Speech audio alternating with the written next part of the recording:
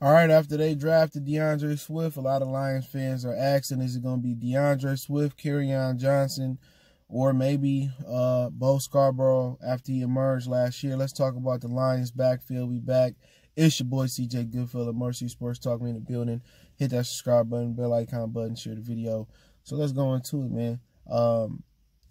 People, basically like, oh, we done with Kerryon, and Kerryon too injury prone, and this, that, and the third. So, Kerryon a longer back, man. Any of those long-legged or long-limbed backs, they hit or miss because a lot of times they run with an upright running style.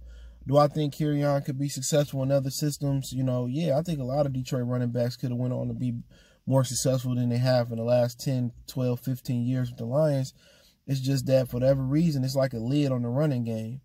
You know what I'm saying? And we ain't really had that special back that can, take the lid off. Reggie and Joy Bill had a successful half a season.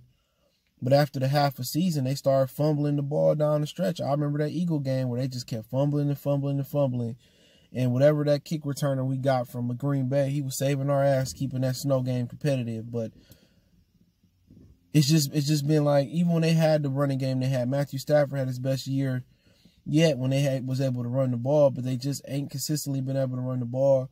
And what you got to do is keep drafting running backs. May it be Amir Abdullah, may it be Kerryon Johnson until you get it right. But really, it's the offensive line. For many years, Dominic Raiola was getting blew back into the quarterback lap, so the running back couldn't get no traction. Jeff Backus not being able to hold it down. Riley Reef, Taylor Decker.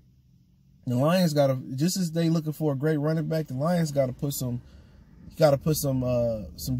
at left tackle and right tackle that could be dominant, and some good strong guards that could be dominant. They got the center position right. Big, strong anchor that can, really, move some mountains. They got to find some guards and some tackles that can, open some holes up. But to be honest, man, it may be an open competition who get more carries. Kerryon Johnson, this might, motivate him to get in the weight room, to get stronger, and to get better from the running back position. But it's just nothing there for him. I don't know if he's missing the hole or if the hole is imaginary. Bo Scarbrough came in and ran the ball pretty well. He banged it right up the middle and he created holes. But then again, I don't think teams was getting up for the Lions. I think they was just toying with the Lions. So when they're in the real heat of the battle, they're in real competition, we can see what Scarbrough can do with a game on the line.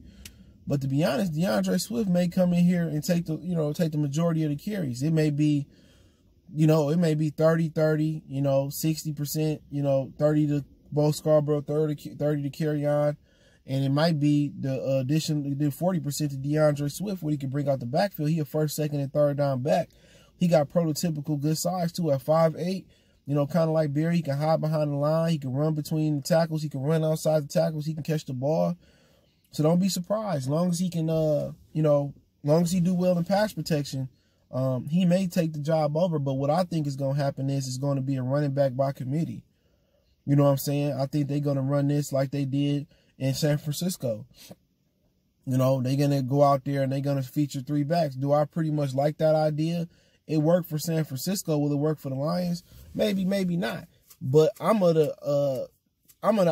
the belief that you got to let a running back or certain running backs get into a rhythm. They got to be able to touch the ball. They got to be able to, be out there and get in a rhythm. So Kerryon really never got that rhythm his rookie year. And when he did, he kind of took off, had a good game versus Miami. Then he ran the ball well because he was sharing carries with, the other running backs. But they got to let somebody get into a rhythm. They got to let them know what's going to go on. On first and second down, it's going to be Kerryon, and third down, it's going to be Swift, and the next drive, it'll be first and second Swift, and third, it'll be Kerryon. So they got to get them dudes get into a rhythm. But if DeAndre Swift come and run with the job, and he the main first, second, third down back, and Kerryon got to spell him, that's the way it got to go. If Kerryon and click his third year where he dominant back, and, he going first, second, third down back because he can run it in, catch it off the backfield like Swift, then Swift got to come in and spell him. So that's just what it's going to have to be. They got to figure out what's kind of going to be the fit. But if I had to look into my crystal ball, I'm going to go ahead and say DeAndre Swift is probably going to get the majority of the carries as long as he's healthy. Watch what I tell you. He brings an aspect to that offense they don't have other than Marvin Hall, and that's an explosive back out the backfield. Somebody that can, take it to the house. Somebody that can, you see a lot of Lions players, like a running back, he'll run for 7 yards and get hawked from behind, and run for 10 or 20 and get hawked behind. Swift can bring that explosive, that explosiveness where he won't get hawked. He can take it to the house, or he can get closer to the goal line. So that's something to look at. And where both Scarbrough fit in at, bare minimum, he going to be the short yardage back. You know what I'm saying? 3rd and 1 or 4th and inches. He going to be that guy that's going to bang it up the middle. Can Swift do it and Johnson do it? Absolutely. But they could run it back by committee and just keep spinning them in and in and in and in and wearing defenses out. But my problem with the Lions over the last 10, 12, 15 years, they ain't really never ran the ball down somebody's throat up and down the field to do a running back by committee. It's run the ball on 1st down, throw it on 2nd and 3rd down. It's pass the ball on 1st down, or we didn't get nothing, passing on 2nd down again, then we're going to pass it on 3rd. No matter who been an offensive coordinator, they have not sat there and consistently drilled the ball between the tackles, outside the tackles. They haven't been able to move mountains, you know what I'm saying, with their offensive line and commit to the run. If the run don't work early on, they abandon it and they just start throwing the ball all around the field. It's a mentality.